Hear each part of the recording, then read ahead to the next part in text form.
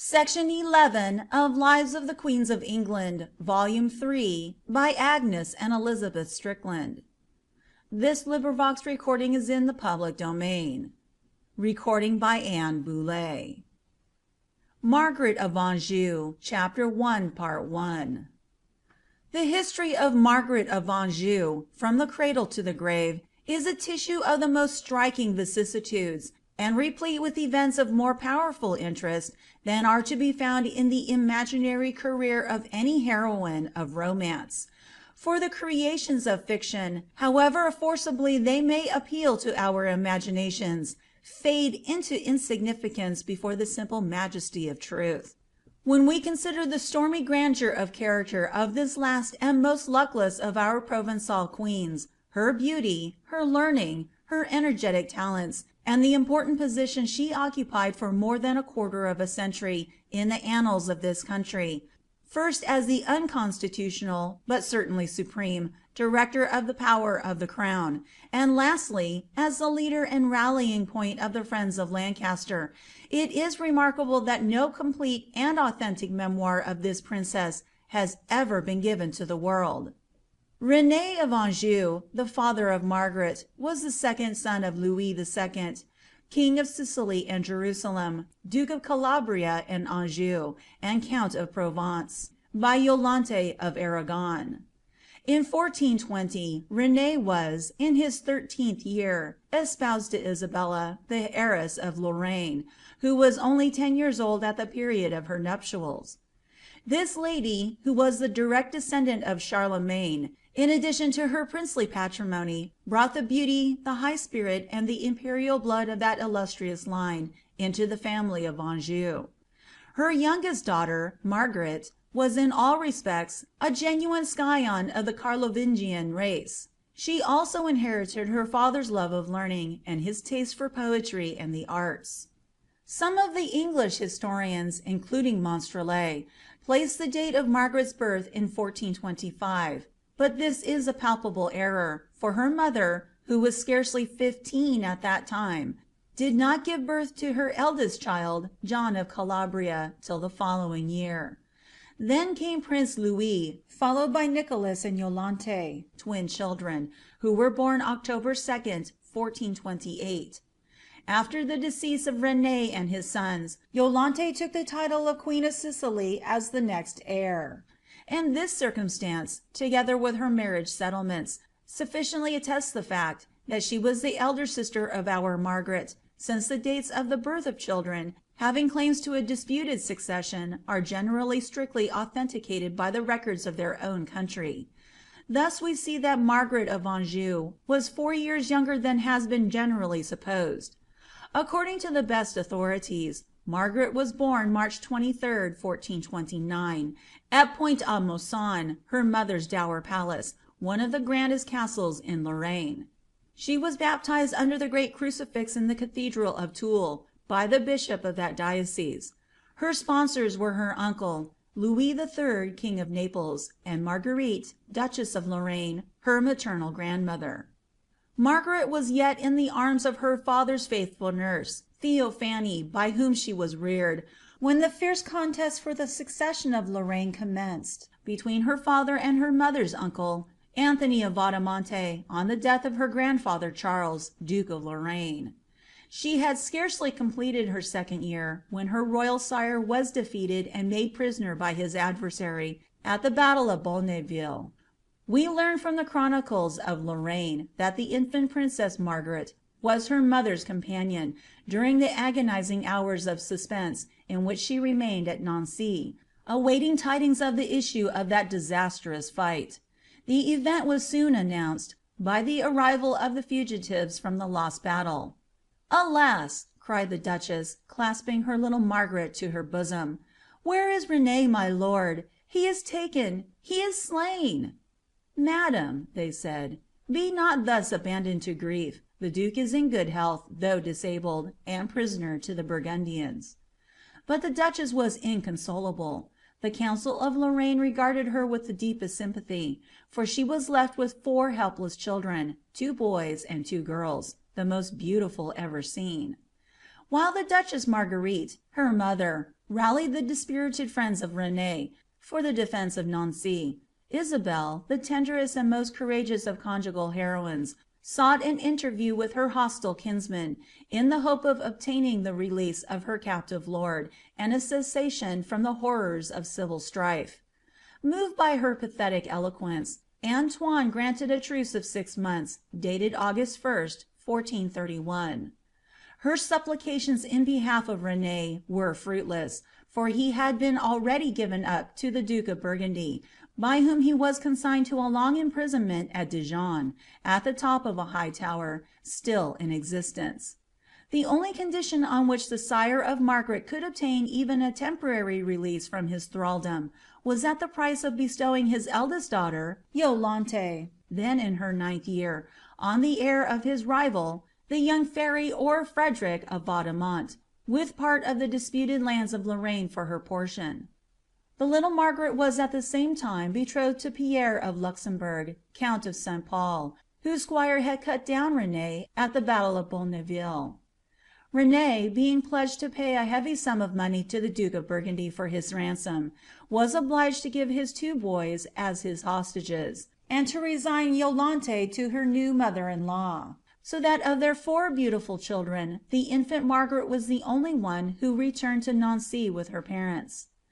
Such a meeting and such a parting as that of Renée with his family was never before witnessed, and the petite créature, Margaret, as she is called by the chroniclers of Lorraine, is said to have testified the utmost sensibility on this occasion.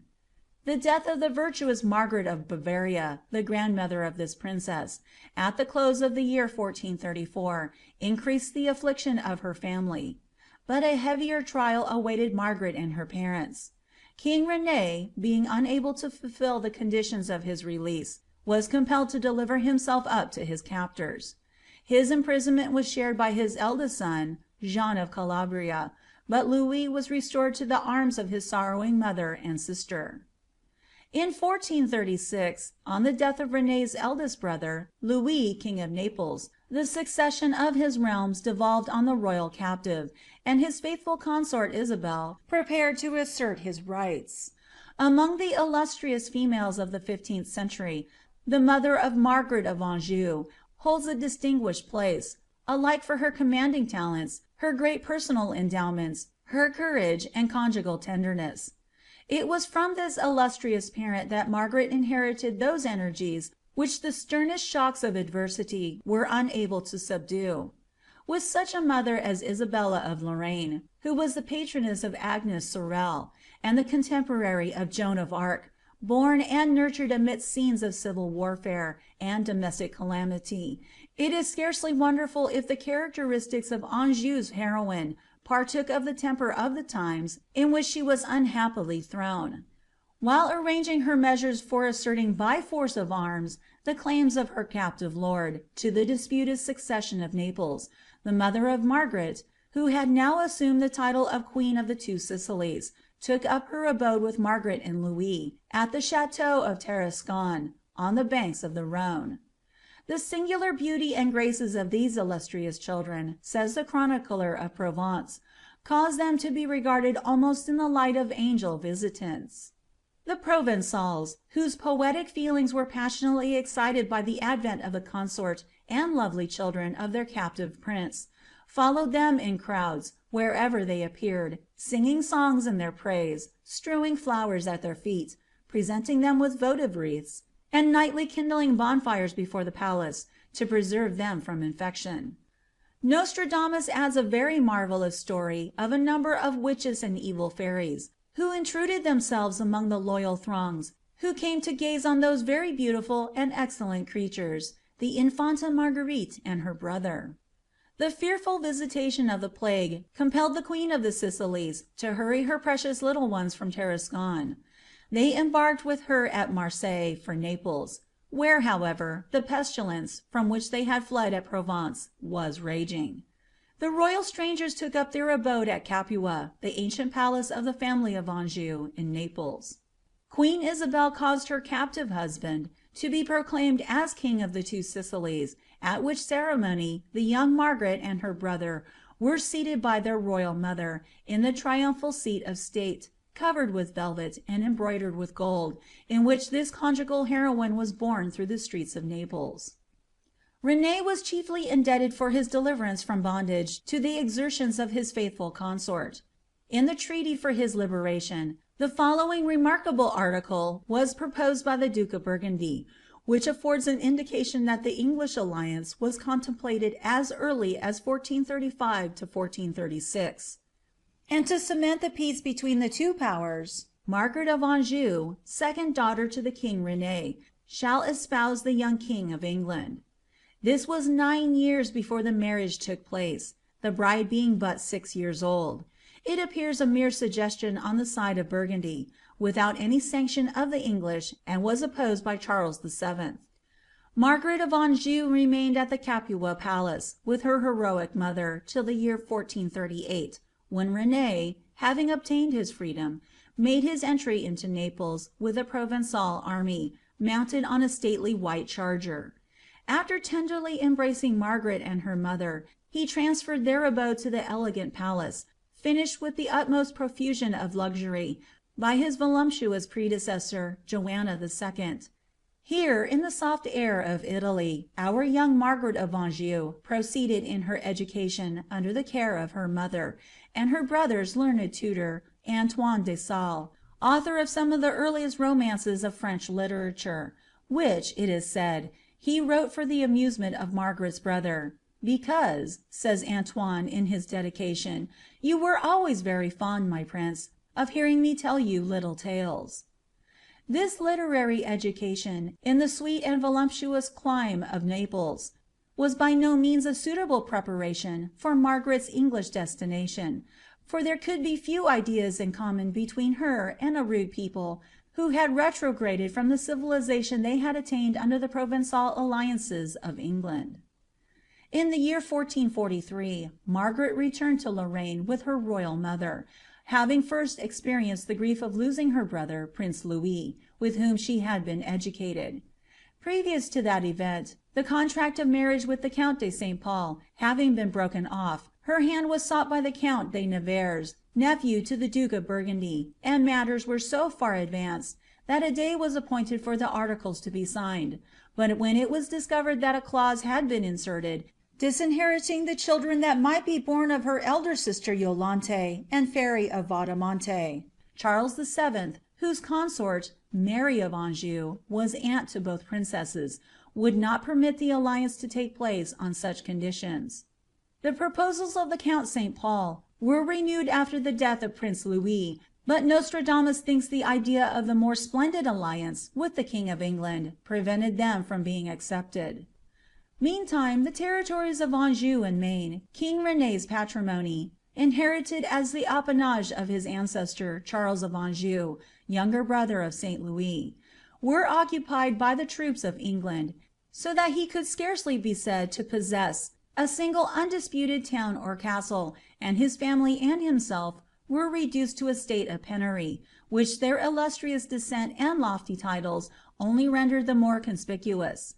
But however painfully these adversities might be felt by his consort and children, René regarded the frowns of fortune with philosophical indifference, and retiring into Provence, occupied himself with writing verses and composing music, for which he possessed no ordinary talents. Scarcely had Margaret of Anjou entered her teens, when her precocious charms and talents created the most lively sensations at the court of her aunt, the Queen of France. There was no princess in Christendom, says Barante, more accomplished than my Lady Marguerite of Anjou.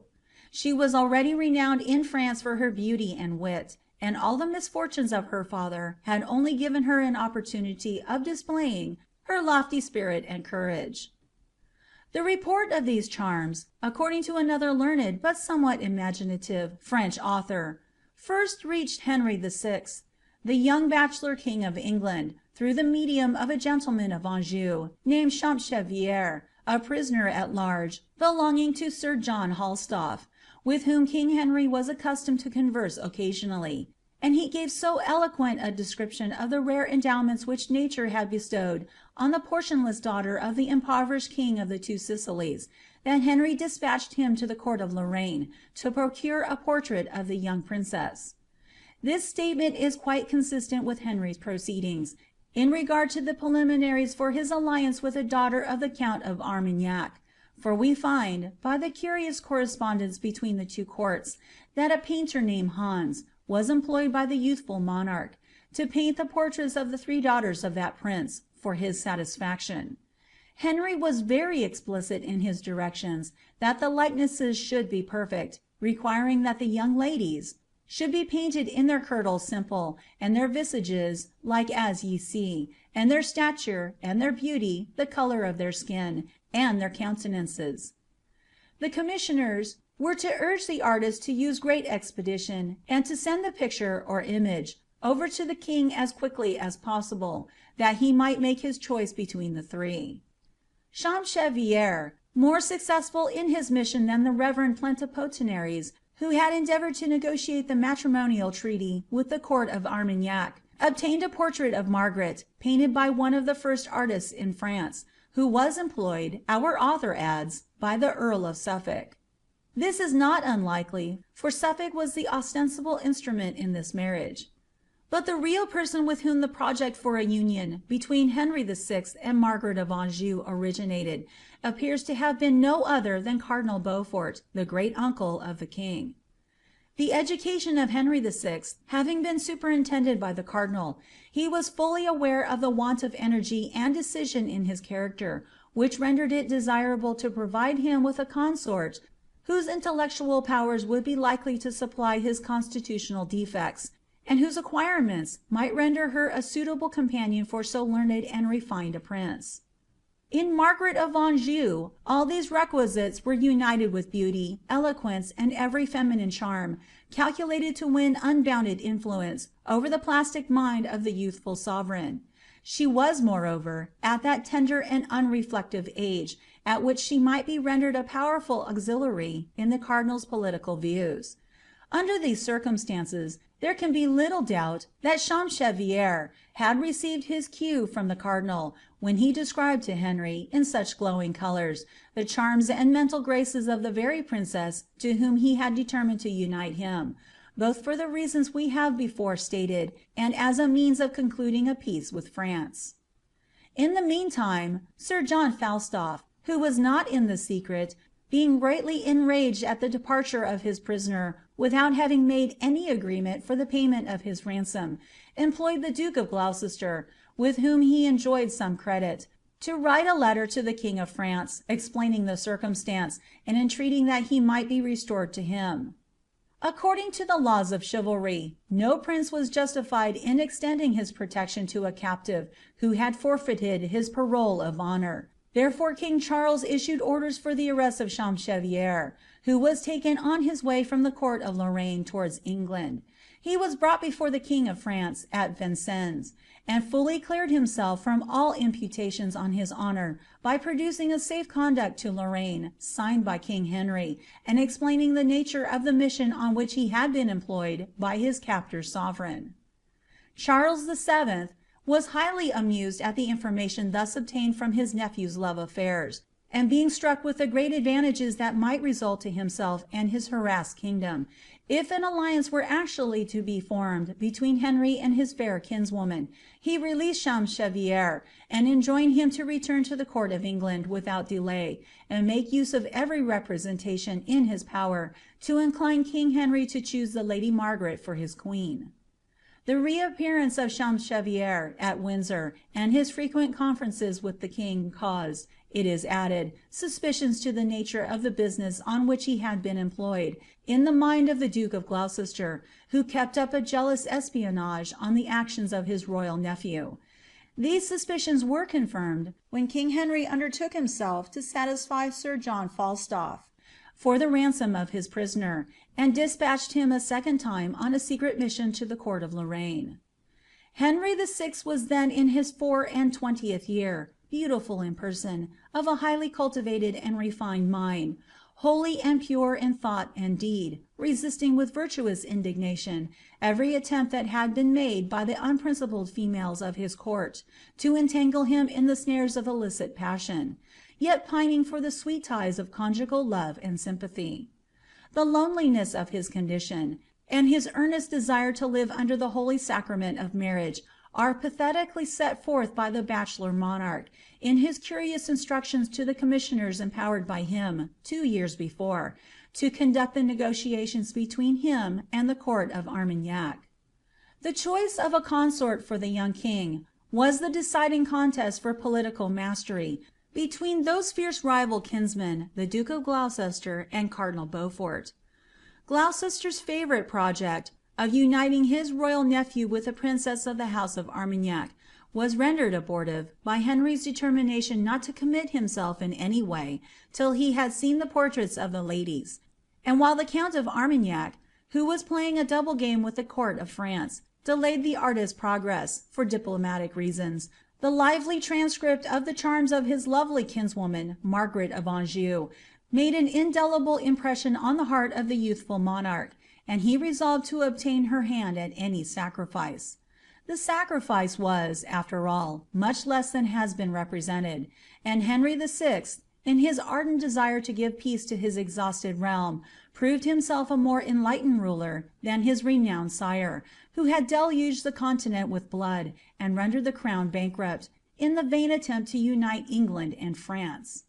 The national pride of the English prompted them to desire a continuance of the contest, but it was a contest no less ruinous now to England than to France, and Cardinal Beaufort, with the other members of Henry's cabinet, being destitute of the means of maintaining the war, were only too happy to enter into amicable negotiations with France, on the grounds of a matrimonial alliance between King Henry and Margaret of Anjou, who, through her grandmother, Margaret of Bavaria, was nearly related both to Charles VII and to Henry. In January 1444, the commissioners of England, France, and Burgundy were appointed to meet at Tours, to negotiate a truce with France, preparatory to a peace, the basis and cement of which were to be the marriage of the young King of England with the beautiful niece of the Queen of France. Many historians are of opinion that the matrimonial treaty, with all its startling articles, had been privately settled between the courts of England, France, and Lorraine before the publication of the commission for negotiating the truce. Suffolk, who was appointed the ambassador extraordinary on this occasion, was so much alarmed at the responsibility he was likely to incur, that he actually presented a petition to the king, praying to be excused from the office that had been put upon him, nor could he be prevailed upon to undertake it, till he was secured from personal peril, by an order from the king under the Great Seal, enjoining him to undertake, without fear or scruple, the commission which had been given him. Thus assured, Suffolk was, in an evil hour for himself and all parties concerned, persuaded to stand in the gap, by becoming the procurator of the most unpopular peace and fatal marriage that were ever negotiated by a prime minister of England. As a preliminary, a truce for 2 years was signed, May 28, 1444. Neither money nor lands were demanded for the dowry of the bride, whose charms and high endowments were allowed by the gallant ambassadors of England to outweigh all the riches in the world. When the proposal was made in form to the father of the young Margaret, he replied, in the spirit of a knight errant, that it would be inconsistent with his honour to bestow his daughter in marriage on the usurper of his hereditary dominions, Anjou and Maine, and he demanded the restoration of these provinces as an indispensable condition in the marriage articles. This demand was backed by the King of France, and after a little hesitation, ceded by King Henry and his council. The handsome and accomplished Count de Nevers, who was a prince of the house of Burgundy, a soldier and a poet, was at the same time a candidate for the hand of the royal Provençal beauty, to whom he was passionately attached. And it is probable that the idea of this formidable rival, who was on the spot withal, to push his suit in person, might have had some effect in influencing King Henry to a decision more lover-like than politic. As soon as the conditions of the marriage were settled, Suffolk returned to bring the subject before Parliament, where he had to encounter a stormy opposition from the Duke of Gloucester and his party, who were equally hostile to a peace with France and a marriage with the daughter of the house of Anjou. Suffolk, however, only acted as the agent of Cardinal Beaufort, who possessed an ascendancy, not only in the council, but with the parliament, and above all, the inclinations of the royal bachelor being entirely on his side, his triumph over Gloucester was complete. Suffolk was dignified with the title of Marquess, and invested with full powers to espouse the Lady Margaret of Anjou as the proxy of his sovereign. There is, in Rymer's Foedera, a letter from the king, addressed to Suffolk, as the grand seneschal of his household, dated October 28, 1444, in which he says, "As you have lately, by the divine favour and grace, in our name and for us, engaged verbally the excellent, magnificent, and very bright Margaretta, the serene daughter of the King of Sicily, and sworn that we shall contract matrimony with her, we consent, and will that she be conducted to us overseas, from her country and friends, at our expense." Suffolk, accompanied by his lady and a splendid train of the nobility, had sailed from England on this fatal mission some time before, and proceeded to Nancy.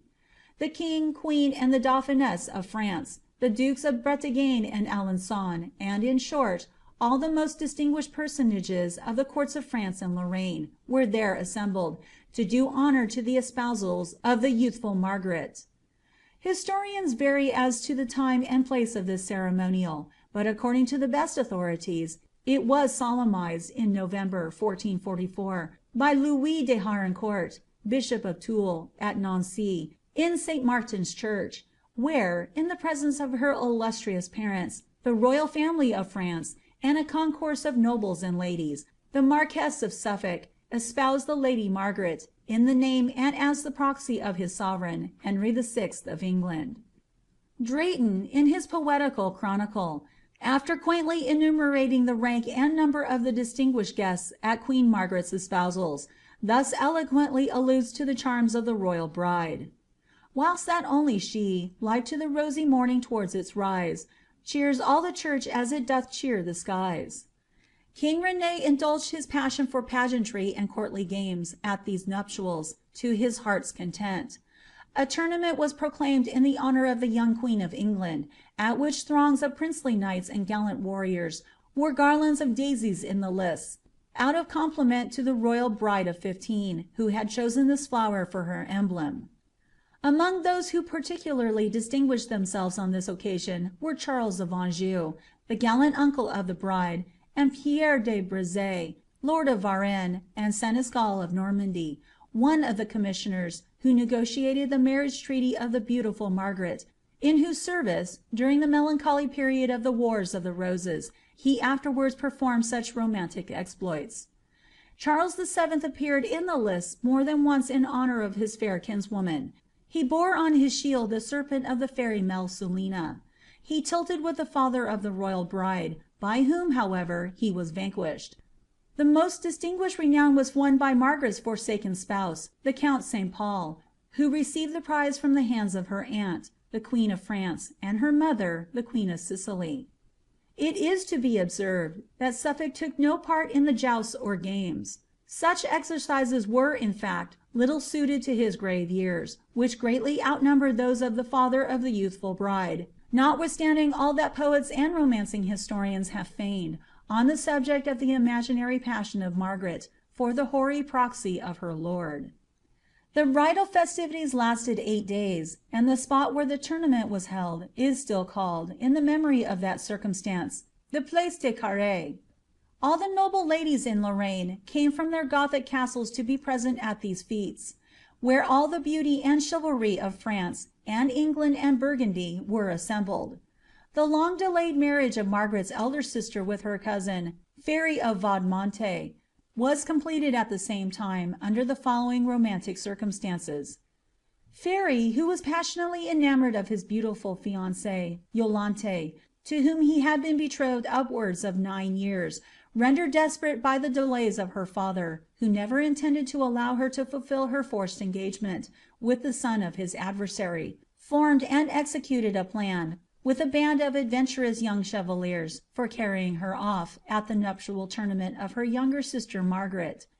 King René was very angry at first, but was induced, by the mediation of the king and queen of France and the rest of the royal company, to forgive the gallant trespass of the long defrauded bridegroom, and a general reconciliation took place, in which all past rancours were forgotten, and the pageants and games were renewed with fresh spirit.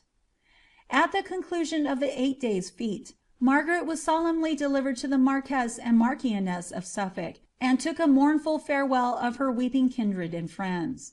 Never, says the chroniclers of her land, a young princess more deeply loved in the bosom of her own family. Charles VII. Of France, who was tenderly attached to the accomplished niece of his queen, accompanied her 2 leagues from Nancy, clasped her at parting many times in his arms, and said, with his eyes full of tears, "I seem to have done nothing for you, my niece, in placing you on one of the greatest thrones in Europe, for it is scarcely worthy of possessing you." Sobs stifled his voice. The young queen could only reply with a torrent of tears. They parted, and saw each other no more. Charles returned to Nancy with his eyes swollen with weeping. A harder parting took place with her father, who went with her as far as Bar. There he commended her to God, but neither the father nor the daughter could speak to each other, but turned away with full hearts, without uttering a single word. These regrets, in which persons who were, by the etiquettes and restraints of royalty, taught to conceal every emotion of the heart, so passionately indulged on this occasion, are sufficient evidence of the amiable and endearing qualities of the youthful Margaret, or her loss would not have been so deeply lamented, when she was departing from a precarious and care-clouded house, to fulfil a destiny whose perspective was, at that time, brilliant. Margaret's eldest brother, John, Duke of Calabria, and the Duke of Alençon attended her on her route, but she travelled with her own train, as Queen of England, under the protection of the Marquess of Suffolk and his wife. This lady, who was the granddaughter and heiress of Geoffrey Chaucer, the father of English poetry, was also first cousin to Cardinal Beaufort, and was, doubtless, on that account, selected by him as the chaperone, or state governess, of the virgin bride of Henry VI. It was probably through the influence of the Marchioness of Suffolk that the young queen formed that inviolable bond of friendship with all the princes of the house of Beaufort, which afterwards involved her in such great unpopularity. The Countess of Shrewsbury and the Lady Emma de Scales were also in the personal retinue of the young queen. There were, besides, 5 barons and baronesses in attendance on her, who were paid for their services 4s. 6d. per day. 17 knights, including her 2 carvers, at 2s. 6d. per day. Brecknock, the clerk of her comptroller's wages, and those of his coadjunctor, John Everden, were equal to those of the knights.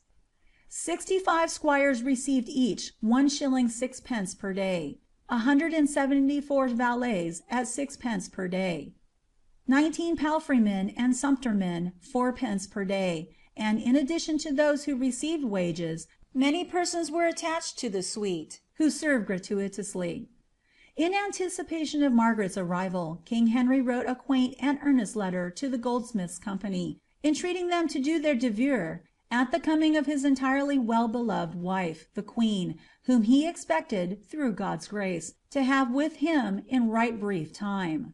This letter is dated November 30th, 1444, but the advent of the royal bride was delayed nearly 4 months.